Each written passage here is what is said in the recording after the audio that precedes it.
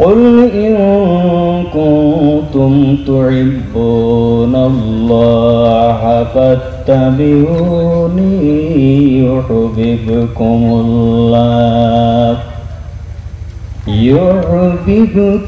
الله ويغفر لكم ذنوبكم والله غفور رحيم صدق الله العظيم. عن النبي صلى الله عليه وسلم أنه قال لا يؤمن أحدكم حتى أكون أحب إليه من والده وولده والناس أجمعين أو كما قال عليه الصلاة والسلام. قال الله تعالى مخبرا وآمرا إن الله وملائكته يصلون على النبي يا أيها الذين آمنوا صلوا عليه وسلموا تسليما. اللهم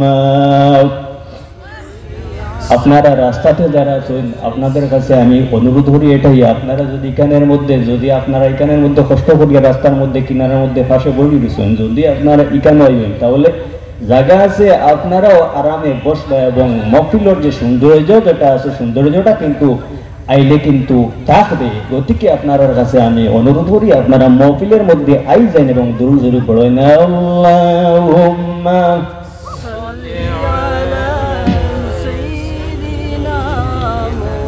ওয়া আলা আলি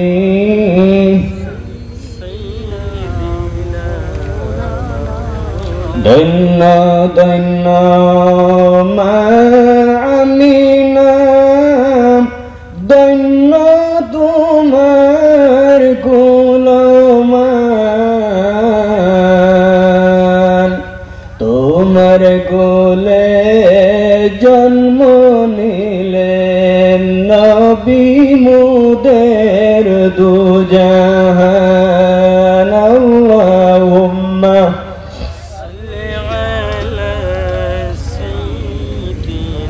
وعلى آله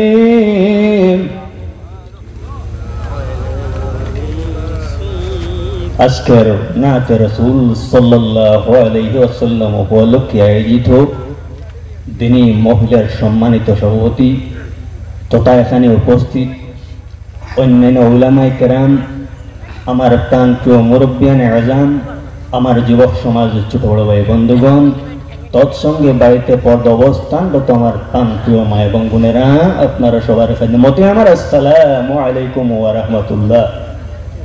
সম্মানিত হাজিরিন, আমি গানের মধ্যে ওয়াজ করাটা কিন্তু আমি মূলত পছন্দ করছি না। যাই হোক, কমিটির অনুরোধ হিসাবে আমি সংক্ষিপ্ত সময়ের ভিতরে আপনারা দুই চারটা কথা কোয়ার চেষ্টা করবো, আল্লাহ তৌফিক দিতা।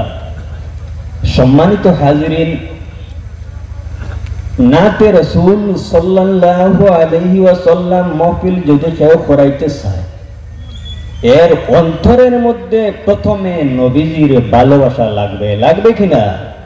জি, মনে মনে বাবা এই নাতে রাসূল কি সাহাবায়ে কেরামের যুগে নবীর যুগে ছিল? জি হ্যাঁ ছিল। আমার বুজুর্গগণ, রাসূলুল্লাহর একজন সাহাবী, যেই সাহাবীর নাম হইল হযরত হাসান বিন সাবিত রাদিয়াল্লাহু তাআলা আনহু।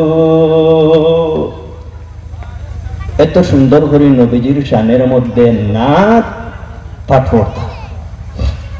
রাসূলুল্লাহ হাসান বিন সাবিতের নাত রাসূলুল্লাহ সাল্লাল্লাহু আলাইহি ওয়াসাল্লামের শোনার পরে নবীজির অত্যন্ত পছন্দ লাগে, যার কারণে হযরত হাসান বিন সাবিতের জন্য রাসূলুল্লাহ আল্লাহর দরবারে দোয়া করেন, জোরে বলেন সুবহানাল্লাহ। তো বোঝা গেল আশক, নবীর সাথে মহব্বত। আমার বুজুর্গান, দুনিয়ার মধ্যে যদি কোনো মানুষের সঙ্গে মহব্বত যদি কোনো মানুষের থাকে, হয়তো দুনিয়াতে উপকৃত হইতে পারো, কিন্তু রাসূলুল্লাহর সঙ্গে যদি কোনো মানুষের মায়া থাকে না, তার দুনিয়ার জীবন বরবাদ হয়ে যাইব,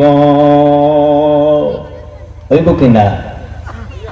এর কারণে হাদিসে বর্ণিত রাসূলুল্লাহর ফরমান, আল মারু মা মান আহাব্বা, যার যার সঙ্গে মায়া থাকবো কাল কিয়ামতের দিন তার সঙ্গে হাসর হইব।